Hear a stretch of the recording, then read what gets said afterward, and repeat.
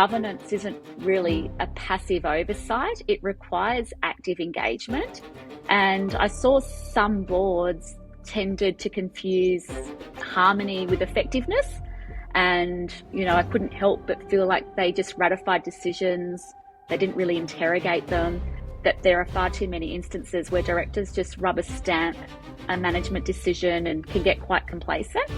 And it's essential in modern day boardrooms to understand and fulfill your duties. And that comes with curiosity, asking questions, not just mitigating risk and doing the traditional stress test strategic assumptions, but there needs to be a level of curiosity. Formal authority means very little without information, without culture and without courage. A GOC, the way I look at it is we're operating with dual accountabilities.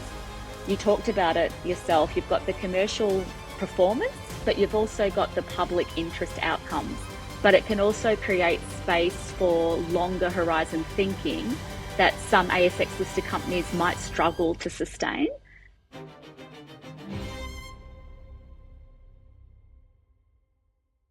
Please give me a minute of your time. If analytics are to be believed, you're more likely to be a listener than a subscriber. No, this isn't a plea for your money, but it is a plea for your support, which can be free. The good news is you're already doing the hard part by taking the time to listen to conversations that are consequential. This show is still being built episode by episode, guest by guest, and your subscription and feedback helps me to determine who to invite, what to ask, so we can ensure that we deliver the most consequential content to you possible. So please, take a moment to subscribe on your platform of choice. Thank you for listening. Now, let's get on with the show. There is a peculiar assumption embedded in how we talk about governance, that the people who sit on boards are, in some meaningful sense, in charge. They have fiduciary duties, they set strategy, they appoint and remove the chief executive. The formal authority is not in question. What is in question is whether formal authority and actual influence are the same thing. The governance literature has been wrestling with this for decades, and the answer, broadly, is that they are not. Boards depend on management for their information. They meet infrequently. They are composed of part-time participants who must exercise judgment on matters they cannot fully verify. The architecture of oversight, in other words, contains structural limits that no amount of good intentions can resolve. My guest today spent years on the other side of that equation, as a senior executive at Computershare, advising the boards of some of Australia's largest listed companies from the service provider's chair. She watched how boards worked, what they got right, and where the gap between formal power and actual influence opened up. She then moved to one of the most commercially and culturally complex organisations in Australian sport. And, in 2022, she founded the WattleNest, a venture built on the proposition that over 40% of Australia's elite athletes are living below the poverty line, and that this is a problem corporate institutions are well placed to help solve, if someone makes the case compelling enough. She now sits on the board of Stanwell Corporation, Queensland's largest electricity generator, as an independent, non-executive director. At a moment when Queensland's energy system is navigating one of the more consequential transitions in its history.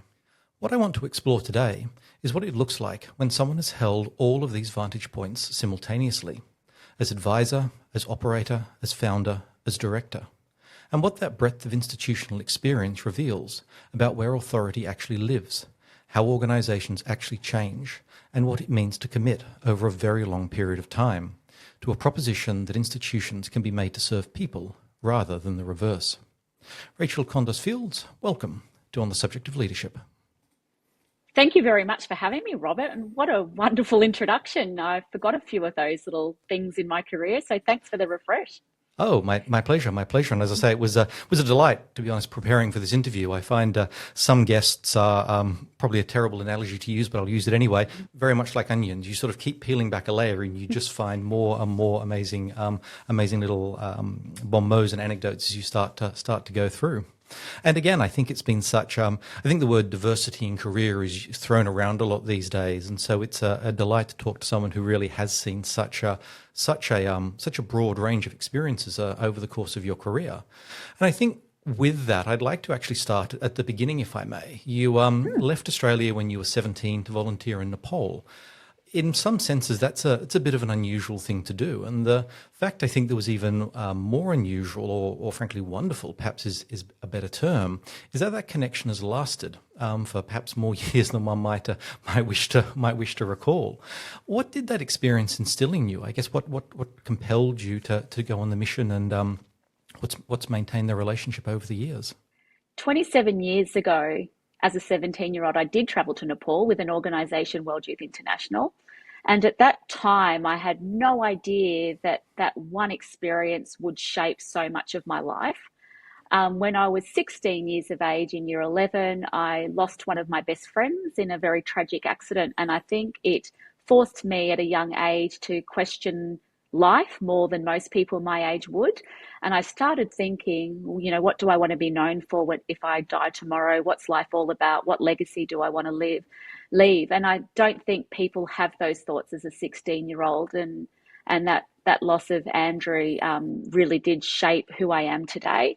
So back then in 1999, I'm giving away my age now, but back then in 1999, I travelled over with World Youth International and spent time supporting the startup of a school. And the school I visited at the time was incredibly modest.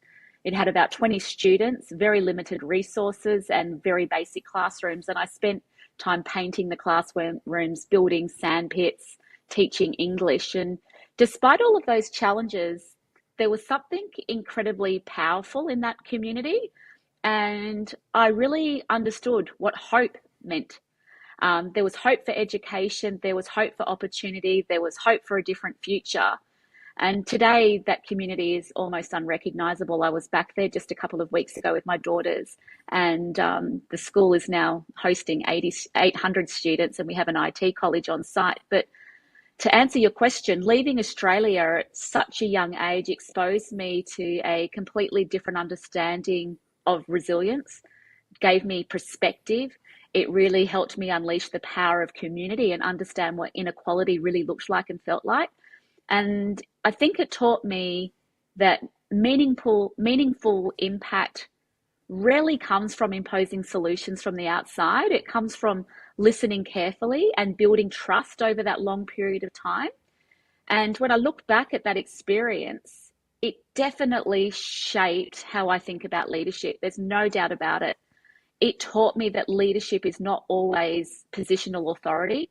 It's about consistency, it's about humility, it's about empathy, and it's about the willingness to remain committed even when outcomes are uncertain and you're facing unexpected pressure. So I definitely learnt so much as a 17-year-old leaving Australia.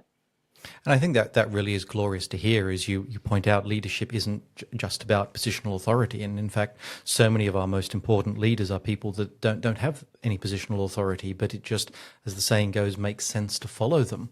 And I think that, again, looking at the challenges in communities in places like Nepal, what did you observe about how institutions, schools, development organisations, how they succeed or fail in reaching people? Because I think often particularly in a country like Australia, I sit on a very comfortable sofa watching a very nice television, and often advertisements will come up for far-flung places of the world where I could send aid, I could send assistance. But I think, yes, that is important, but I think perhaps there are some other elements that really help it to succeed in reaching the right place. Have you observed that in your work with Nepal? Absolutely. I think leaders often underestimate the power of connectivity.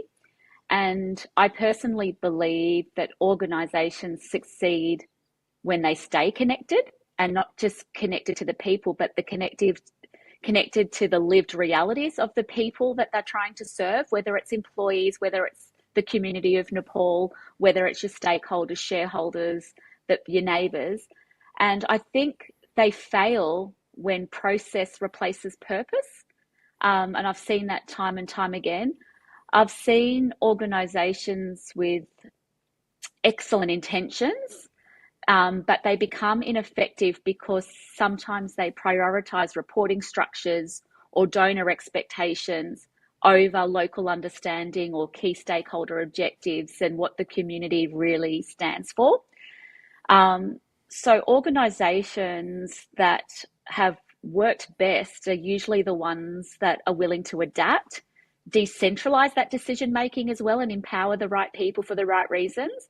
But most importantly, you'll hear me talk about relationships a lot. Build relationships over transactions.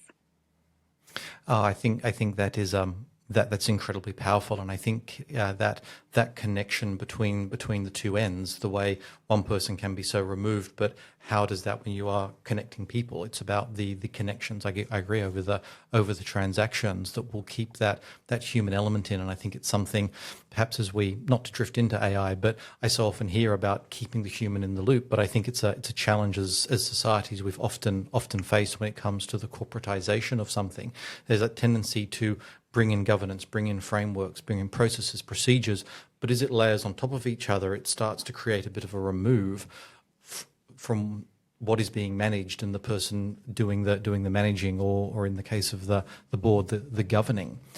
And to pivot a little bit, but to try and maintain the thread with social purpose, your early career was in financial services and capital markets, which I think perhaps for some outsiders might seem as removed from for purpose and from social missions in Nepal as it can possibly get. But I feel that there probably was a bit of a thread running through that in terms of your experiences and maybe what caused the transitions. Yeah, it's a really interesting question. So my role at Computershare was more accidental than by design. And at the time, the connection probably wasn't obvious to many and probably not even obvious to me. But in retrospect, there was always a consistent thread, that whole understanding systems of power, understanding incentives, understanding access, opportunities, etc. Financial markets are fundamentally about trust. So is social enterprise, right? It's about trust, governance, and the allocation of resources. And I started to see that social impact work is often dealing with the consequences of how those resources are allocated. What changed over my time at Computershare was my understanding that commercial capability and social purpose are not opposites. And in many cases, sustainable social outcomes require strong commercial thinking. And Computershare was a prime example of how they were able to drive profit and have a purpose and engage communities. And when I ended up resigning from Computershare after 18 marvelous years, they were actually one of the major contributors to our project in Nepal, and used the collective of their global organisation to help us drive economic growth and empowerment through education and access to some of the world's most vulnerable communities. So they aren't opposites; they go hand in hand. Yeah, no, and I think that is such an important insight to surface.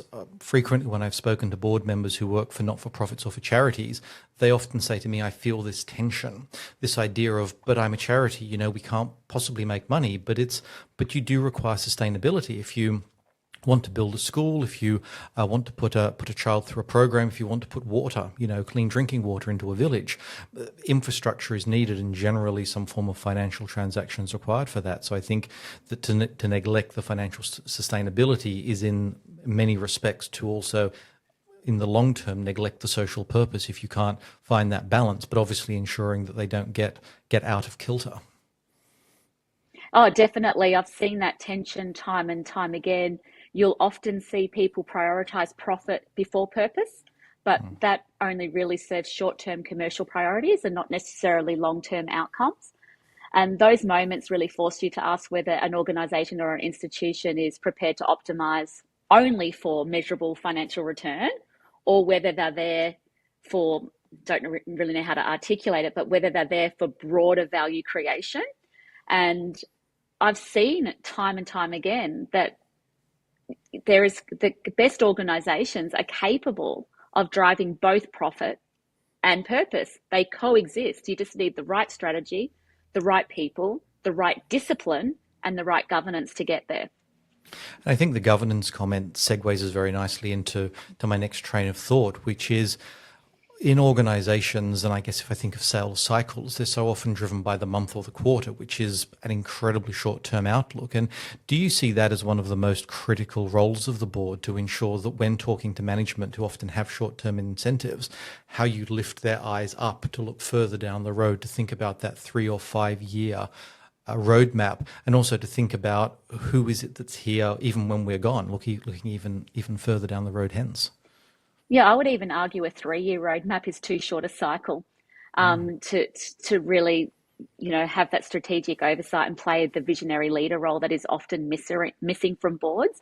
Um, a lot of people hesitate to think about the long term. They think, I won't be here in 10 or 15 years. But really, some things are so slow moving, and we need to start disrupting from within and start thinking about what the organisation could look like or may look like, um, or what obstacles are coming that we haven't predicted. That long term planning is so critical. But time and time again, you'll see organisations, not for profit, and large listed organisations looking at short term financial gain because it's linked to their own key performance indicators and bonuses and paychecks. So, I think bonuses and incentives are great, but it doesn't create long term thinking. And to an extent, I'm wondering if that's a little bit to do with the, I'll call it the technological revolution over the last, say, 30 or 40 years, as more and more companies, I guess if you look at the US sort of stock market, I think, what is it, about 5 or 7 companies are accounting for something like 60% of the market value. And they are the language they always love to use, they are the big disruptors. They are the people who want to see change. We'll release a new product like a smartphone, and overnight we're changing the world. But it, I guess, creates that, I suppose I'll term it an illusion, I think, for a lot of other organizations that are in slightly slower moving fields than tech, where particularly, I guess, not to drift into the energy sector too soon, but if you think of sort of big power production projects, they're not things that you can have a great idea. Wouldn't it be great, if we had a new power plant or infrastructure and let's get that in next month? These very much multi-year, even multi-decade programs. And to an extent, is that where you see boards needing to, again, not just on the incentives, but with management teams to think what is reasonable for our industry, rather than necessarily what is it that perhaps an Apple or a Tesla might be doing? Yeah, I think we misunderstand the concept of innovation from time. I've seen so many organisations introduce innovation hubs, etc., to create that innovative thinking. But I do believe that something we don't do is that disruption piece that you touched on. I think it would be far more valuable to have a week dedicated where you get all of your teams in different workshop groups and they think, okay, what do I need to do to disrupt our own business? What could I do? How could I create a competitive model that will destroy us overnight? And start thinking from that lens so that really creates the innovative thinking, in my opinion. Like, what could put us out of business, or what could make us irrelevant tomorrow, and start making solutions around that, as opposed to thinking. We often use innovation as process improvement as opposed to disruption. I think I've lost track of the number of times I've seen something like Lean Six Sigma, not that I have anything against it, but brought in the sense of, how can we just make it leaner, rather than actually how can we be innovative, and that direct link between innovation and change. And I think too often they tend to be a little bit separated in an organization. It's like, let's come up with the great ideas, but if you can't operationalize them, if you can't take people on the journey, if you can't bring your stakeholders or even your immediate team along, then that will always mean you'll have a lot of great ideas, but you've never got that pipeline that's getting through and keeping and creating that meaningful impact.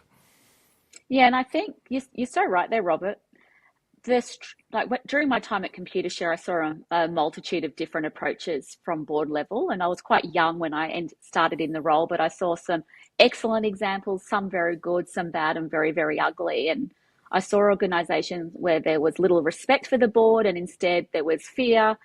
And, talking on my introduction, I learnt that formal authority means very little without the information, culture, and courage. But some of the strongest boards I've seen, they demonstrate an intellectual curiosity, I guess is probably a way to frame it. And that links to the disruptive thinking and the innovation, a willingness to challenge assumptions, and a capability of maintaining independence without becoming hostile.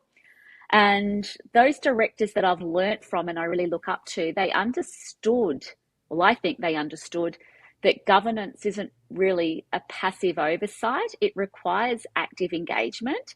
And I saw some boards tended to confuse harmony with effectiveness. And, I couldn't help but feel like they just ratified decisions. They didn't really interrogate them. And I think that there are far too many instances where directors just rubber stamp a management decision and can get quite complacent. And it's essential in modern day boardrooms to understand and fulfill your duties. And that comes with curiosity, asking questions, not just mitigating risk and doing the traditional stress test strategic assumptions, but there needs to be a level of curiosity that comes with that, I think. That's just my views anyway. No, look, I think I would very much agree with that, and that curiosity is what creates the engagement. The engagement starts to create, probably like-mindedness is the wrong word, because that starts to sound as though we're being overly agreeable, but shall I say at least a related starting point where we have now a common currency. I often like to talk about the notion of a common language being so critical in all human interactions, but particularly at an organizational level, to ensure that when the board do meet, when they're talking with management, are we sharing that common language or talking cross purposes? And I think through that, that's arguably what allows the influence to then surface and the difficult conversations to happen more readily, because there's that confidence that if, for example, you and I have to have a difficult conversation, it's not going to break our relationship. We can simply talk as professionals and part sometimes in disagreement, but at the very least understanding what is needed next in the best interests of the organization. I suppose moving on from that, observing those organizations and I think seeing potentially the gap between a board's formal authority and its actual influence, do you find that that's something that's more readily understood by management or by directors? Do you think it's not really role dependent? It's far more individualistic than that? Formal authority means very little without information, without culture, and without courage. And boards technically hold enormous power, right? But in practice, the reality is they're not the subject matter experts. They rely heavily on management for visibility into the organisation. And for me personally, that quality of governance depends less on the formal structure and more on the quality of relationships, transparency, and that whole willingness to ask questions. Influence inside an organisation can be very informal, and the people shaping outcomes are not always the people with the highest title. And I think the board knows the difference between being, showcasing strategic oversight versus getting involved with the day-to-day operations. I don't know if I've answered your question, but that's my take.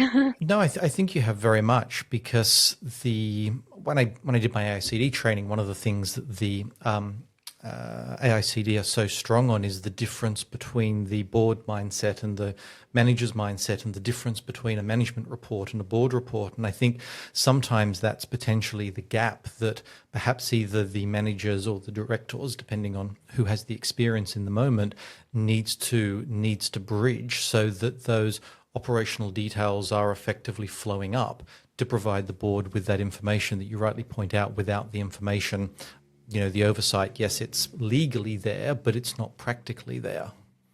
And would you go so far as to say that's perhaps a pattern in terms of the boards that exercise authority effectively versus ratifying management intentions or sort of management's desires? Is that the sort of key pattern that you've observed over multiple companies, in the sense of when boards are seeking that information effectively, they're asking very good questions? Because I always, get nervous when people say there's no such thing as a bad question. I think, well, there are actually a lot of bad questions, and if a board isn't answering the right questions, sometimes it doesn't stimulate management to surface what needs to be understood. Yeah, absolutely. I think also from my experience, I've always been quite a young director, and in many instances, I've gone to the board with a level of independence and governance expertise, but I've lacked the industry knowledge. So there comes an element of having courage to ask the question, because often you're in the room knowing that everybody around you has a lot more expertise, understands the economic landscape so much better than you. But as being in that room, you have an obligation to probe, you have an obligation to understand, and you have an obligation to ask. And I think that's a real difference between highly effective boards versus mediocre boards. And I have to say, it comes down to the chair's ability to create a safe environment, and an environment where it is collaborative and everybody knows that they can ask that question, and that they're not necessarily there because they just want to tick and flick an outcome. They actually want to make sure that they've exercised their judgment, and they've really, it's less about their operational control and more about stewardship and accountability. And I think that's the role the chair plays. And in my experience, I've been so fortunate to have been on boards with fantastic chairs, and I've learnt a lot from them. To pick up on two words you used there, questioning and probing, that reminds me, I think, a lot of the key elements of skepticism, question, probe, but also to an extent delay. Part of the skeptic's power, I think, is to pause, to step back, to reflect. And have you often seen in organizations there's such a need to, move fast, as I think, it was Mark Zuckerberg who said, move fast and break things, because there's such a trend towards quick approvals, quick turnaround times, that part of the board's role, again, thinking this longer term horizon, that perhaps delaying is the wrong word, but certainly that aspect of skepticism, that creating that space for the pause. Do you see that as a key director value to provide? I think it's a really good question, because in my day-to-day life, I'm the founder of a business, and I'm sure that'll come up somewhere in today's conversation, but I'm a founder of a business, a startup, and I'm an independent non-executive director. And they both require different operating models. As a founder or an executive in a business, you want things done right there and then. You're after execution, you're after advocacy, you're after momentum building, you're after instant results, progress. As a director, your role is different. It's to provide oversight, perspective, and challenge. So I think that's a real key difference. So as an executive with my business, I'm trying to get answers and movement as fast as possible. As a director, I'm probably more inclined to think, have we thought about this long enough? And you do slow down the decision-making process. So it's interesting, and I tend to be an impatient person. So the director role has, seen a different side of me, but that's what you need to do when you're making long-term decisions or thinking about things from a different lens. So I can understand for many people in the managerial team, it might be seen as a handbrake or a little bit frustrating at times, but I think that is one of the key competencies of a effective board. And potentially even doubly so as a founder. Yeah. Thinking, people that have kicked off their own businesses, often it starts with an organization of one and trying to bring people along the journey. And of course, there's that desire to, how can I spread that influence? How can I spread that impact to get to the 10, the 100, the 1,000 people? And so there is that impatience. So I think it's an interesting tension you've obviously had to reconcile internally. And, perhaps that comes back to some of your sort of work back when you were much younger in Nepal, with that the work needing to start almost from the individual and then echo out, rather than just expecting things to come in from the outside. Maybe that's the sort of philosophical strand running through it. And I think perhaps continuing that theme in terms of the board's role, the pause, the space that it creates. How, moving on to Stanwell, if we can talk to it for a moment. It's a government-owned corporation, and I think perhaps that's a model that people have probably heard of but might not understand very well. Maybe we can unpack that just a little bit in terms of what that means in terms of the board being accountable not only to conventional governance principles, but also to, if I can term them as such, but please correct it, shareholding ministers with political objectives. No, it's a different environment to a ASX listed board, that's for sure. But regardless of the board or the organisation you're representing, all directors are there to act with reasonable due diligence, a duty of care, a duty of loyalty, a duty of obedience, and when I say loyalty, it's about putting the organization's interests first, and that obedience is about following the mission, but also the law. The key difference is that a GOC, a government-owned corporation, a GOC board serves the government and public interest, whereas the ASX boards serve shareholders and answers to different regulators like ASIC and ASX. But with a GOC, the way I look at it is we're operating with dual accountabilities. You talked about it yourself. You've got the commercial performance, but you've also got the public interest outcomes. And that can create a different governance dynamic because the decisions are evaluated not only through a financial lens, but also through a social, political, and long-term economic lens. And that complexity can make decision-making a little bit slower, but it can also create space for longer horizon thinking that some ASX-listed companies might struggle to sustain. So does that kind of I think it very much paint does. a In a picture? sense, I hesitate to use the words easier because I don't think that the role of a director is ever easy. But in a Yeah. sense, the nature of the legal structure of the entity, in a sense, leans into that notion that a 3-year horizon, if anything, is a bit too short, because the nature is thinking in the public interest. It has to conceive of what the community impact and the community infrastructure will require over the 10, 20, 30-year horizon. And so in many ways, it almost works with the role of a director to think down the horizon rather than the director coming back to that notion of a skeptic delaying. Rather than the director acting as a brake, the director is in fact being empowered by an organizational structure that is in a sense set up for the best possible outcomes, one could argue. And, a lot of people ask me, is a GOC model better for long-term decision making? And it can be, particularly in sectors like energy infrastructure, where decisions unfold over decades rather than quarters. And you talked about that earlier, about the timing of decisions. But regardless of the organisation, every governance model introduces its own pressures and own challenges. And with this, the challenge is balancing political accountability with operational independence, but also demonstrating that financial responsibility and commercial discipline. So there are a lot of synergies, but there is a little bit of a difference. Yeah, one could almost say there's always a trade-off, if we can use the term. Yeah, You yeah. you get X, but there is in a sense Y given up to an extent. Can we turn now to WattleNest? Yes, we can.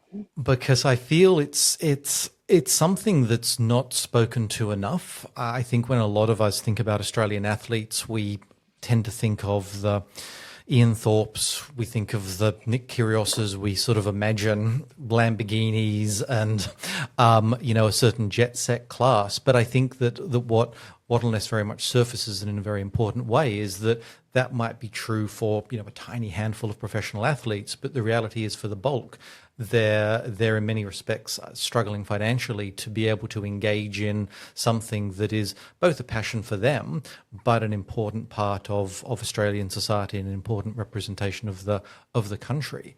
And I think that you've noted that if the case is made well enough, it's not a purely market model and not necessarily a purely charitable model. So I guess, can you unpack WattleNest for listeners that haven't heard of it yet? Yeah, this is a real interesting topic. So the WattleNest sits somewhere between a social enterprise, a partnership platform, and a talent development ecosystem. So the core idea is that elite athletes have extraordinary capabilities, discipline, resilience, performance under pressure, but many of them lack financial stability when competing. The WattleNest model is designed to connect corporate Australia with athletes in a way that creates mutual value rather than a charity dependency. So we're only 3 years old. We identified that there is so much talent in Australia, but no one was really bridging the gap between talent and access to opportunity.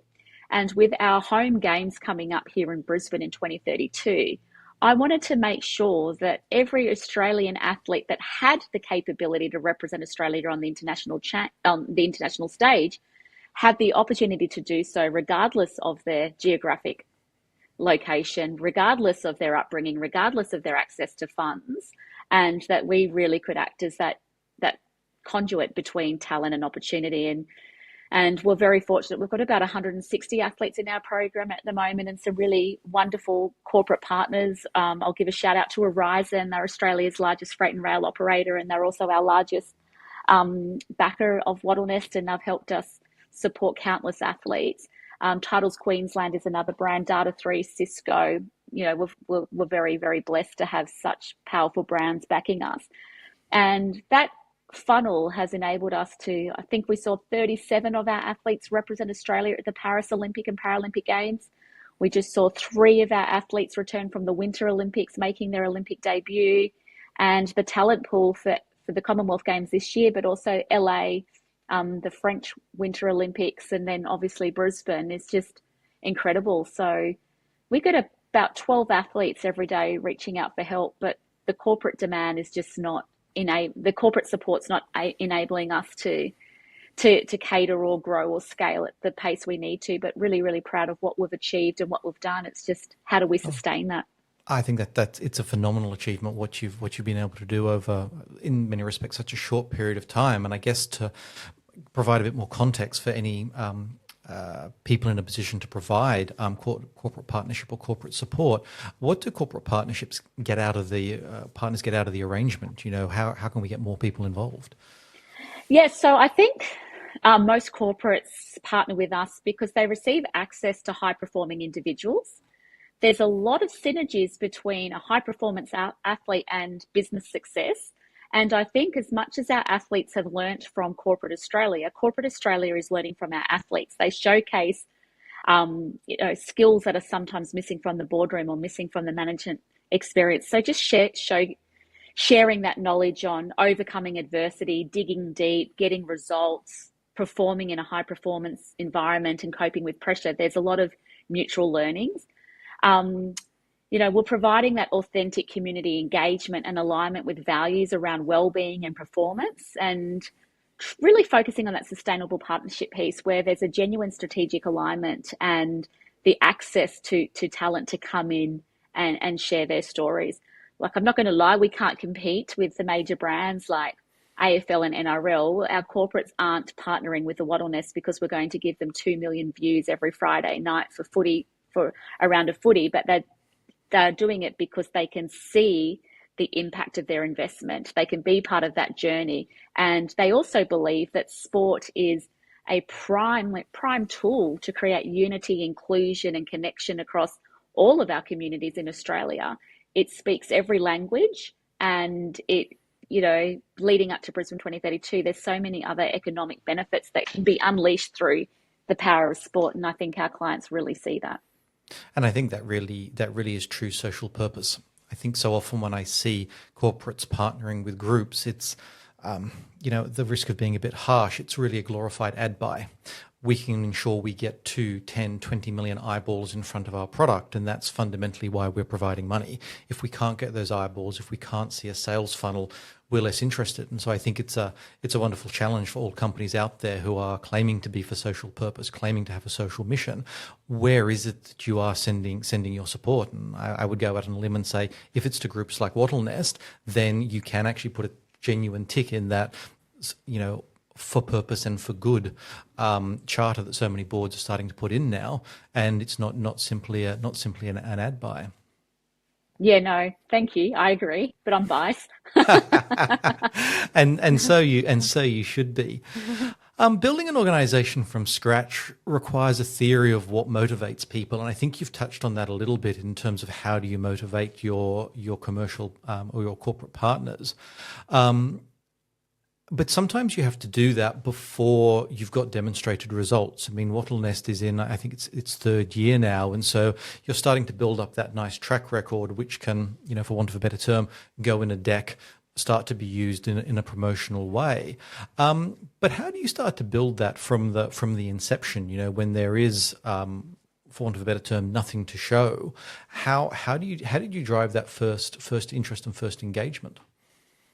Yeah, it's tricky. I underestimated how challenging it might be, but the quick answer is trust and credibility. My dad always told me from a young age that your reputation is your shadow and it will follow you everywhere and never disappear. And I'm so glad I took that advice seriously, because the WattleNest would not have been a success without that trust and credibility that I'd built with my personal brand throughout my career. And I thank Computershare immensely for, empowering me with confidence and giving me opportunities and seeing something in myself that I may not have seen in myself at the time. And that was the power of networking. And I have to say, I always treated my customers the way I expected to be treated. And reputationally, that came back to high five me and bless me when I created the WattleNest.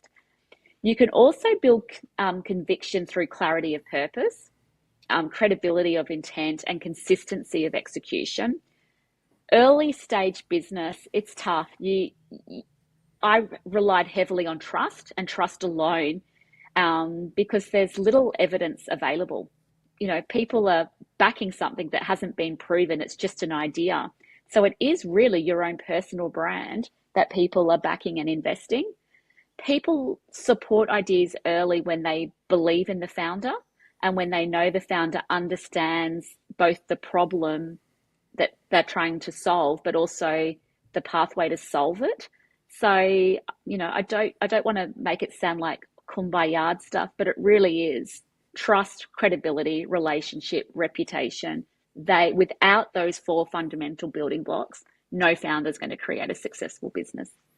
I don't think it sounds kumbaya at all. I think it sounds like frankly, very practical advice for anybody out there who either wants to found an organization, wants to get onto a board. What are some of the first building blocks that a person needs to get in place? And I think too often we reach for other levers. I'd like to be a board director. First thing I'll do is go and, do the GAICD.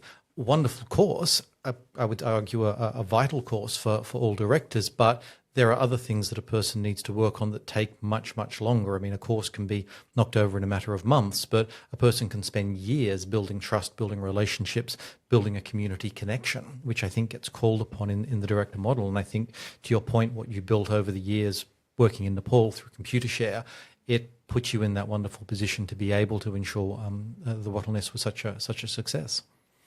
Thanks, which brings me back to where we started and Nepal and your very long relationship with them. And I think you were a board member of World Youth International, and that sustained engagement. It's I'll be honest, it's something that's fairly rare. I see people get involved with a lot of, if I can term them, movements. But it's always for a very short period of time. I mean, if I can be a little harsh for a moment, I think of the CEO sleep out. Great. It's a great initiative, but it's also a CEO gives up a night so they can get some photographs of themselves out in a park versus somebody who over a decade or 2 decades is consistently engaged with a community or a purpose. And what is it that's enabled you to maintain the commitment for that long? And why do you keep continuing to choose it year on year? There's no doubt about it. It requires endless passion and an emotional connection. Even though it's been 27 years, it doesn't take much to bring me to tears when I start talking about my experiences in Nepal. And I think having that real human connection has given me that drive to make a difference. And I've also got the ability to compare where we were and what we've achieved. That gives you the fire in your belly to keep on going. I talked about the school back in 1999, but what I didn't share was I was only 17 years old, working 2 days a week at Middle Park Bakery on $6 an hour. And I was walking to school one day because we didn't have roads back then. There's roads there now, but there weren't in 99. And I walked past a young boy who greeted me and said, "Hello, Auntie." And for some reason, that happiness in his face, that warmth, that real connection hit a chord with me. And I felt a real sense of, gee, life is unfair. I was walking the 20 students to school while he was on the side of the road with no opportunity to go to a school that was literally 50 meters away from his house. And they were 3rd-generation farmers. And I made the decision to put my bakery income, towards his education. And I funded his primary school education. and high school education, and then I put him through a IT college. Gosh. I'm the proud mum of two children, and nothing can take that feeling away. But one of the proudest moments outside of motherhood was back, well, it would have been around 2019, I guess. I went back to Nepal and I'd been going regularly, but when I became a mum, I had a bit of a break. I was still supporting and championing the cause. But I went back, and this boy, Sukra, who I met on the side of the road, he was 6 years old, and I took a chance on him because I just saw something special. He surprised me and picked me up from the airport and drove me to my hotel. And he drove me in a car he owned. I met his wife, I met his son, Oh and my I gosh. saw the house him and his family were living in. And it made me realize that that commitment to decades, that decade long commitment did make a difference, and it broke a cycle. And I think it took that long for you to see the real impact. And I can really excitedly share that same boy now lives in Australia with his wife Mina and his son, who's at a Catholic primary school, and he's working as a truck assembler at Volvo Truck. His wife's working in aged care and childcare, and they have created such a wonderful life for their son. And I just think it just goes to show that everybody has the opportunity to create positive change, but only you can choose whether you stick at it. And to make the change, it does take dedication and commitment. So, to answer your question concisely, endless passion, daily integrity, and a vision. That connection becomes part of your identity. It becomes who you are. And that, that just can't be changed. It's also linked to a continuous self-reflection. You've got to celebrate the wins and don't just look back at what hasn't been achieved. That school in 1999 was 20 students small, and mainly male students, because it wasn't really acceptable for that community to send their females to school. Today, I talked about around 800 students being enrolled at the school, and about 70% are female. So Gosh. change does happen, but you can't see it if you're not prepared to stay the distance. And even with the WattleNest, it's only been 3 years, but you can easily get yourself into the mindset of like, oh, I'm not moving the dial, and why am I doing this? And every day just feels like the same burn. It is really important to set time aside. I put it in my diary once a month, and I call it 1 hour reflection. And I look at where I was a month ago and where I am and what I've achieved in the last 4 weeks. And you can start giving yourself a pat on the back and feeling a real sense of reflection. But more so, I look back at where I was when I started the business. No idea, just a concept, no funds, no partners, no athletes, no infrastructure, no website, no logo. And it's really important that when you're 3 years in the track and you're feeling that burnout, feeling fatigue, feeling like you're on a hamster wheel and not getting any results, to look at where you were and where you've come. And just being able to celebrate gives you that drive as well, and it reignites the passion. That is that. Oh, to be honest, I'm speechless. And as a podcast host, that's an unusual place to be. That was such a beautiful answer, and I think it really does speak to the thousands of volunteers out there who selflessly give their time, give their money, give their energy, and that's what helps to sustain and definitely build a better tomorrow. And I think being able to see it over that long term is so phenomenal. Seeing the school grow and seeing the shift in boys and girls being able to attend, and seeing how stronger a community becomes on the back of that. That's extraordinary. I can't really add anything to it, except to Thank you. say, look, maybe we take this moment to head into a lightning round as we start to wrap up, because I feel any institutional questions after that just spoil the moment. So firing in, look, some thoughts. Most underrated skill in a boardroom, do you think? Listening, but listening carefully enough to identify what's not being said. What elite athletes understand about performance that most executives don't? Oh, that's a good one. And I answer this every day. Now I've gone blank, but performance is built in training long before it appears publicly. And I think the key difference with athletes is they plan recovery and they anticipate pressure. So when you look at business leaders, they tend to burn out far more often than an athlete does. And that's because they don't proactively take steps to release emotional strain or,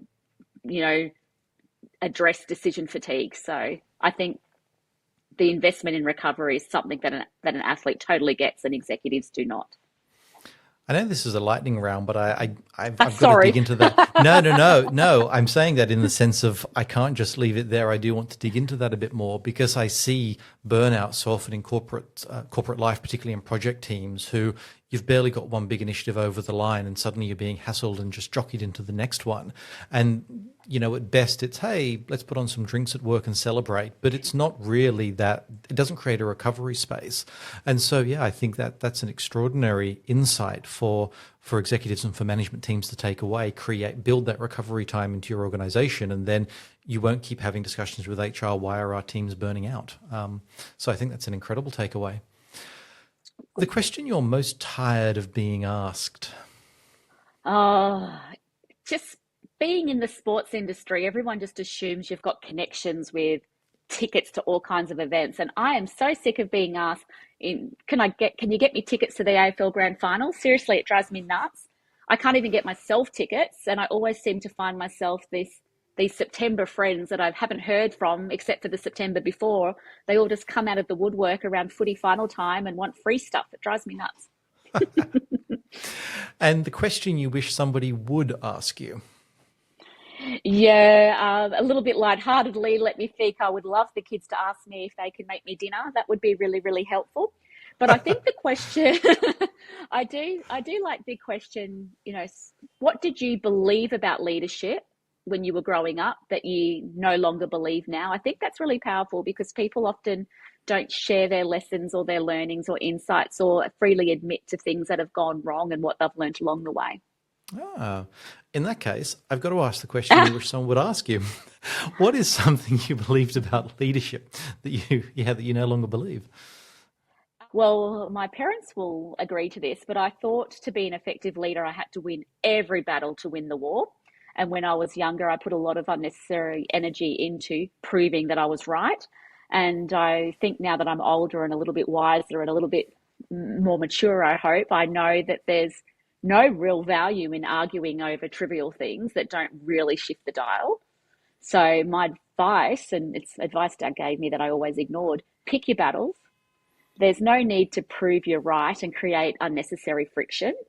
Sometimes prioritizing peace, focusing on collaboration, or just letting it go will get you so much further than winning a debate. And that's something that I wish I could pass on to the stubborn generation because I see it in my children as well. Well, I very much hope the stubborn generation listen to this podcast and learn from those words of wisdom. Rachel Condos-Fields, thank you so much for your time and thank you for your views on the subject of leadership. It's been an absolute pleasure. Thank you so much for sharing my story and the opportunity to be part of your show. I really appreciate it. My pleasure. Good night and good luck. Thank you. Thank you. Thank you.